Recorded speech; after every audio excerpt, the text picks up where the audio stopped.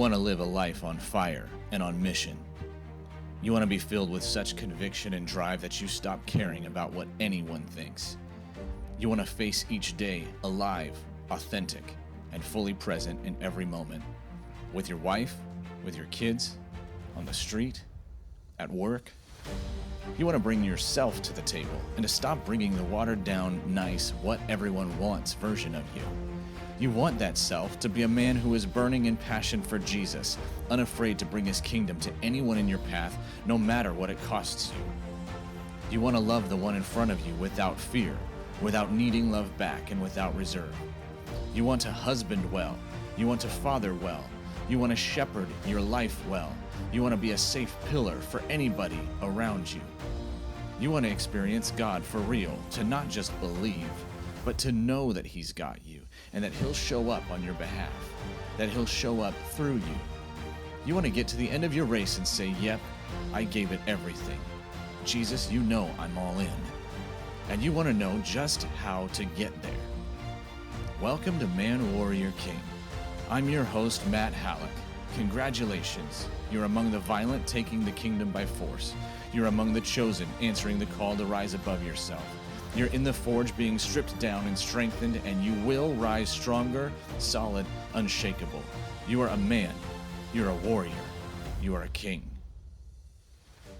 Good afternoon, gentlemen. This is Matt Hallock coming to you with another episode of the Man Warrior King podcast. I am so thankful that you have joined me today for this episode that I think is going to be eye-opening. I think it's going to be mind-altering, but not in like the psychedelic drug type of meaning.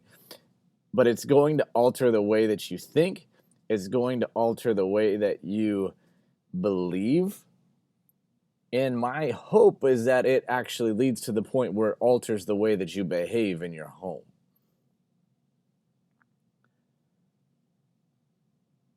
So, this is definitely something that you are going to want to hear. And as I get into it, I just wanted to remind you about the book, The DNA of a Man. Thank you for heading over to Amazon and grabbing a copy. It has so much in it that we men just simply don't get.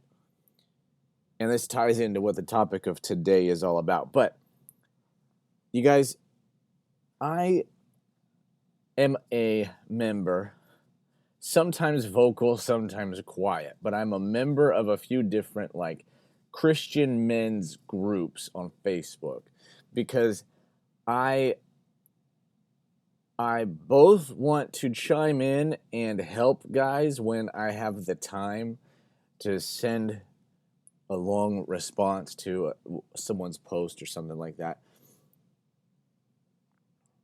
But when I stay silent, I'm often just browsing through to see what is it that we men are going through.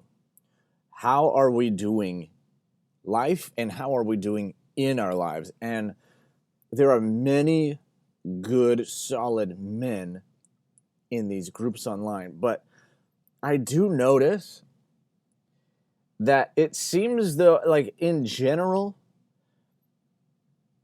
we men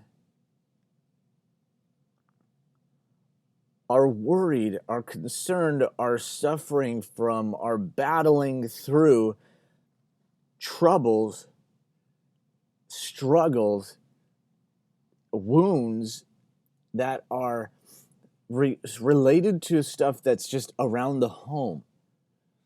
And it's almost like Jesus saved us, but then we just go ahead and stay where we are. See, when Jesus was on earth the first time, in the Gospels, he said that I came to seek and to save what was lost. So yes, that includes people, but I also believe that includes the state of people, right? So when we were originally created in Genesis, our identity, our purpose, our mission was established. God said, "You are made in my image. Now go into all the world and subdue it. Take dominion over it. Reproduce, multiply. Multiply my image over the face of the earth." He didn't give us the Garden of Eden and say, "Here you go, have fun there for the rest of your life, frolicking around." He created Adam and he gave him a job to do. And he had even smaller jobs to do also along the way. He said, "Hey, tend the garden." He said, "Hey, name the animals." But he did say, all with the overarching goal of subduing the earth and taking dominion over it. And I got to say that most guys today, well, I don't know about most. It seems like it, to be honest. But many men today, we have a hard time just getting to the point where we can even be on our mission because we are so we're so hurting by the brokenness of our foundational elements of life, like our marriages. So we have all this heartache, all of this struggle, all of this pain going on, and we are so consumed with that we are not actually like asking questions. Hey, brothers, how can I grow in my courage to pray for somebody to be healed? How can I walk in my everyday life and spread the kingdom to the cashier?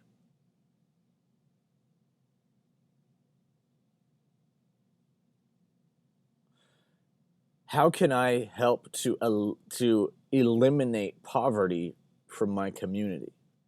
Because so many times we go through our days just consumed by the latest, fight with our wives. This is not what Jesus died for. So we've got to figure out, I think, not just how to forget about those issues and ignore them and just hope they go away, which is actually a lot of advice out there, if I'm being 100% honest. And I'm sorry, you guys, but this topic, it pisses me off because there are men who are hurting in their marriages who don't know what to do and who are looking for help. But there is a drastic lack of help in the church.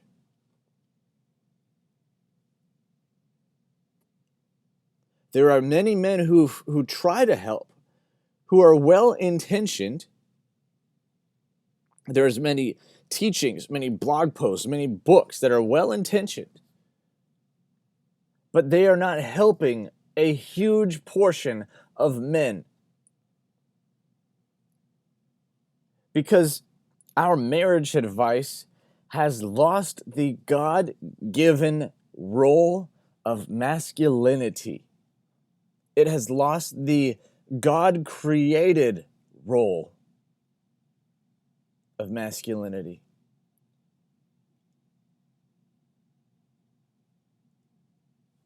See, okay, I mentioned that these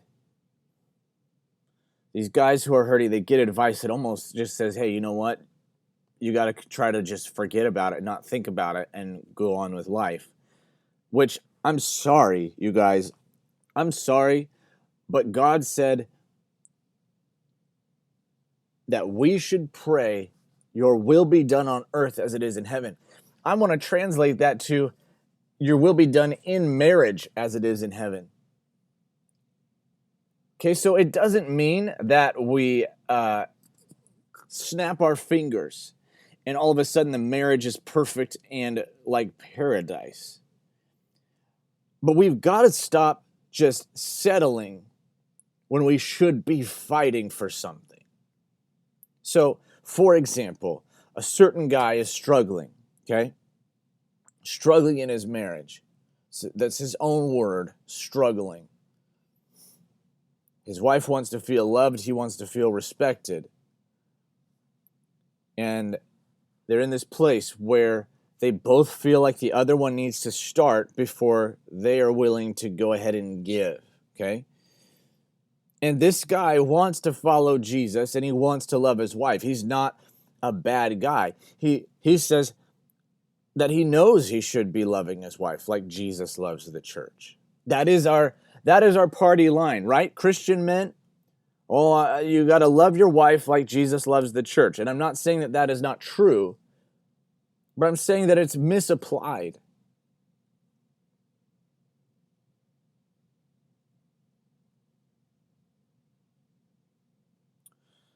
He says, I work 80 plus hours a week while she stays home with our kids.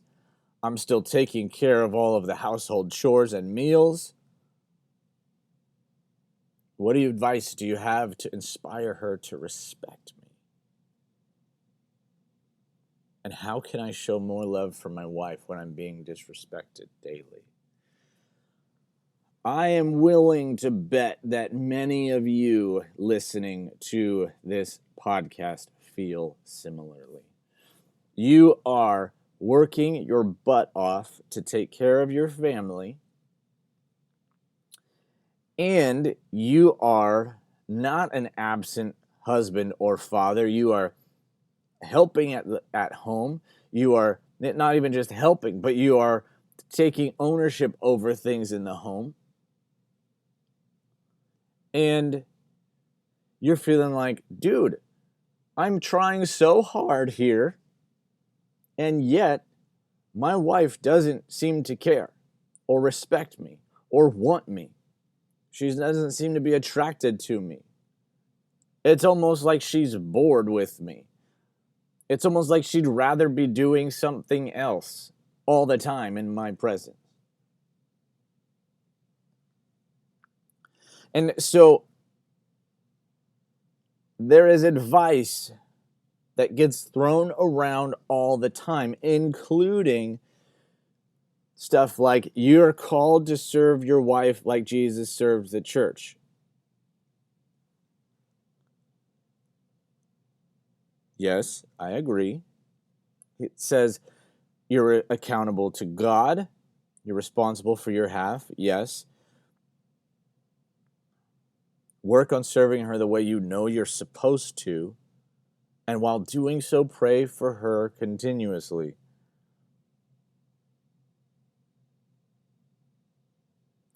And so I guess the idea behind this kind of advice that we see all over the place, worry about your half, serve her, love her like Jesus serves and loves the church. And while you do that, just pray really hard, brother. I understand that we are called to love regardless, like Jesus.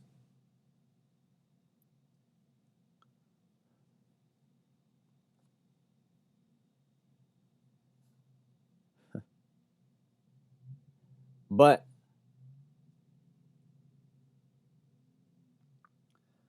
we are not loving our wives like Jesus does when we are doing all of those things and we are just shutting up and praying hard. Because do you know what that means?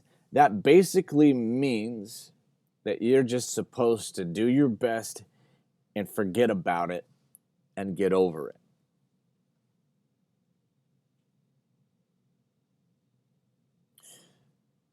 I do not see Jesus or God throughout the entire Bible doing his best and then giving up and moving on.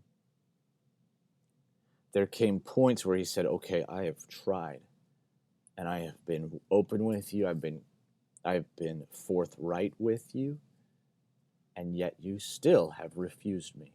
So now I am giving you over to captivity.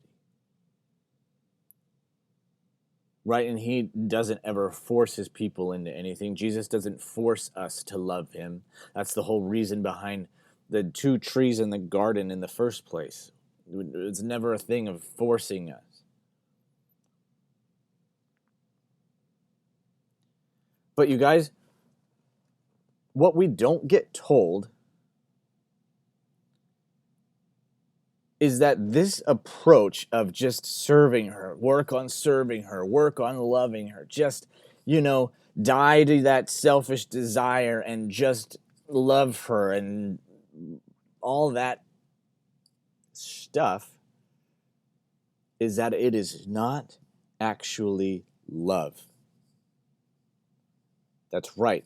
It is not actually love.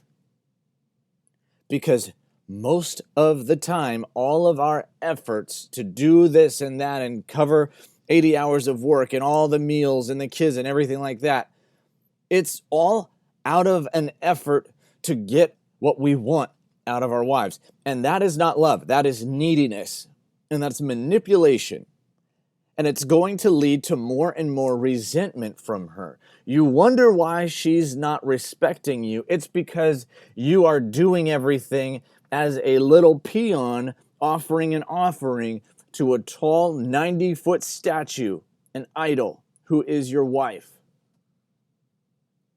Because if you offer this, this, and this to her, then hopefully she's going to do her godlike thing and make everything all right, make you feel good and give you what it is that you want and need. So of course she doesn't respect you, because you take this posture and we call it being Christ-like. And we feel as though it would be sinful and wrong for us to stand up, grow a pair, and in strength say what it is that we desire and need in this relationship. Not what we need in order to be complete and fulfilled. Because you, sir, if you are going through all this stuff and you're caught up in how difficult this is and you're obsessing about the pain, I promise, I'm going to venture to say that you are making an idol out of your wife, and you are putting the burden on her to supply the need that you have to feel fulfilled and worthy, worthwhile, valuable. And if things aren't clicking between you two, then you feel like crap. And like you're a crappy person.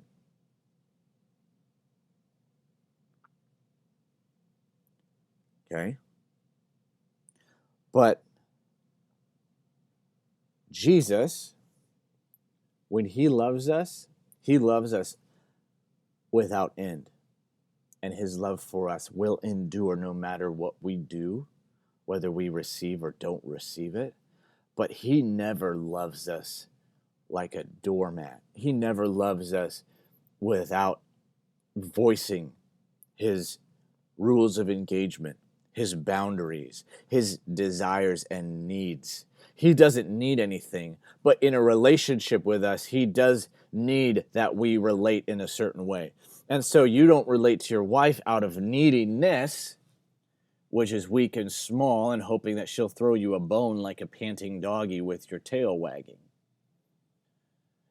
But you still communicate, hey, in this marriage, this is what I need in order to feel loved and respected and wanted by you. If I do not get these things, then I do not feel loved, respected, and wanted.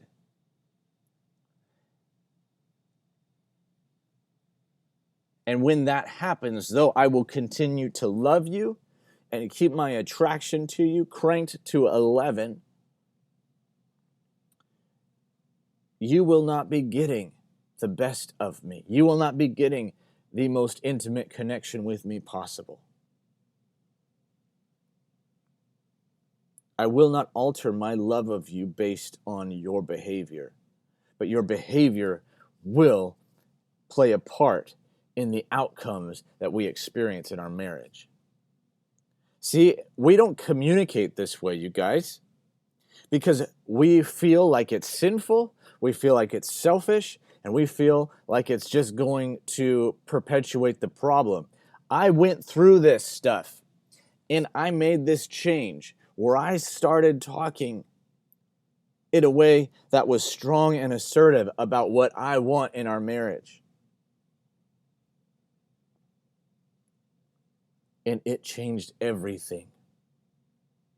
Because I went from this little peon serving an idol to a strong, present man who is able to stand tall in my marriage, in my home, and tall enough, if we're imagining a visual here, taller than my wife, not to lord over her in power and whatnot, but so that I could stretch over her more like an umbrella or a shelter to cover her. And when I speak to her from that posture, it might still lead to fights and conflict because she does have her own issues that she's bringing to the table. And so she may not like these things. But that's no sign that you are doing it wrong. Chances are, if you've never communicated this way before, you probably will do it wrong. You probably will mess up. But you know what? I'd rather have you in the ring than not at all. Because in the ring is where you learn. In the ring is where you practice. In the ring is where you make progress and you move forward and you work your way towards on earth as it is in heaven, or in marriage as it is in heaven.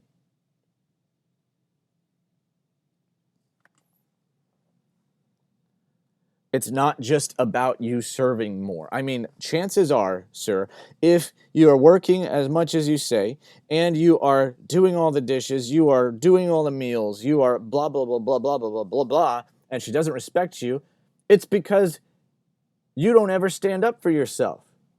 You don't respect yourself, so why would she respect you? It's because you do not say, hey, you know what? I am maxed out. I will not be doing these meals anymore.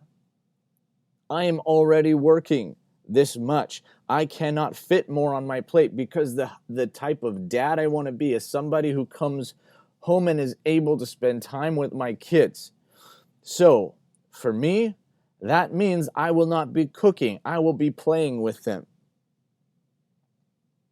And then you follow through. And you're not doing these things in resentment. You're not doing them out of like trying to rub anything in. You are simply being true to the principles that you know you need to live by. And it might be inconvenient for your wife, but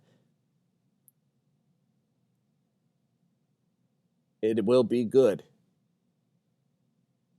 Because she wants somebody who stands strong. She wants somebody who knows what he wants and goes after it. She wants somebody who is assertive and bold and confident in that, in him, in his skin. And willing to voice it. Yes, willing to humbly hear her as well and to serve her. But serving gets poisoned when it's in this type of mindset. Serving is valuable when we understand our worth. Serving does miracles when we understand how highly we are to be honored, and yet we choose to get low. Serving does no good when we are feeling needy and manipulative and bitter and butthurt because of how we're not getting the respect we need.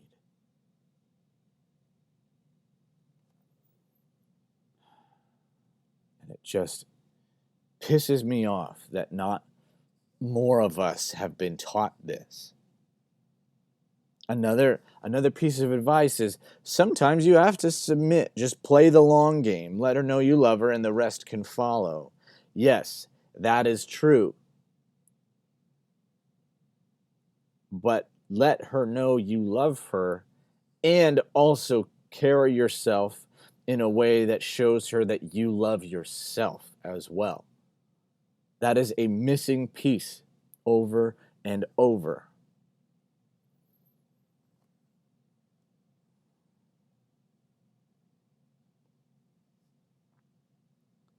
When we see our wives this way, where we have this like, we'll just serve her more, love her like Jesus, God's building your character, all of that stuff, we make our wives into villains. We make them into bad guys, which when we got married, we said that that was not the case. And yet then we start to look at ourselves as a victim of her. And she is then the way that she is a tool that God is using to cause you to suffer so you can get stronger. And I'm sorry, that is dishonoring to her. God might be leading you to grow as a man, to build your character, to get strong, and to have faith. And that's coming through the fire of your marriage. But it's not because you're a victim of your wife. It's because you are reaping consequences of sinful relating.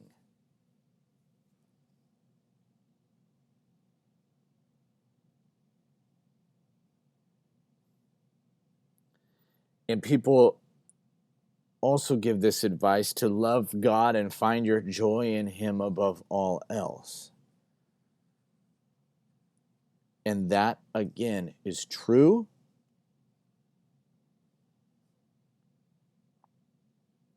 But if you're doing that while nursing your wounds, feeling like, oh my goodness, my wife this, my wife that, okay, I better just love God above everything else, it is incomplete.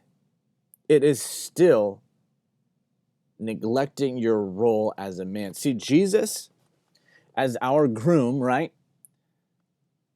He laid down for us on no uncertain terms. There was no negotiating with him. Hey, if you want the best of me, then you must do these things. Lay down your life. Take up your cross. You must hear my words and live by them. If you want to be close to me, then get to know me. Spend time with me. Seek me. And he laid down his life and served us. And he prayed to his Father for us, that we would know him and that we would be transformed. See, you guys, we just lay down our lives for our wives, and we pray to God that they would be transformed.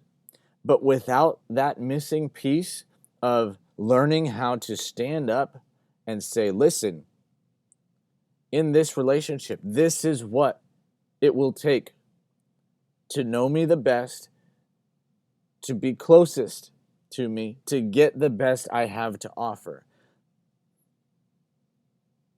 If you do not provide those things, then I will still be okay, because my anchor is in God and he and I are on page with each other and I'm running after him as a general rule. I definitely want you there. I want to invite you into that with me, wife. But it's your choice to join me or not. That's different than this kind of advice that says, oh man, love her and pray that God will change her. And pray that God will change your heart so that you can love her through this.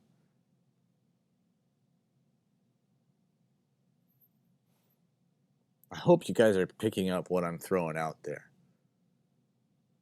It just drives me crazy, because actually what this advice does in the church is it makes us weak, wimpy, non-manly, and we wonder why our wives don't respect us. Gentlemen, that's all I've got for you on this episode of the Man Warrior King podcast. I thank you for listening. Make sure, I would love it. I know I say it in the recording that follows, but I would love if you could quickly on iTunes just hit the 5 stars or even 4 stars. Leave a brief review saying what you think of this. That would help me greatly. Stay tuned because there is more coming, my friends. Let's go into the kingdom together. Let's invite our wives to join us in it instead of begging them. Till next time. This is Matt Hallock signing off and thanking you again for being a part of the Man Warrior King community. If you want more, head over to manwarriorking.com. And please remember to take just a couple seconds to subscribe on iTunes and to leave a 5-star rating and a review so that more and more men can join us as we become awesome. You are a kingdom man. Go out, take more ground, push back darkness. Remember, you bring value into your home, your work, and your circle. You are not a taker, you are a giver. Abundance is your atmosphere.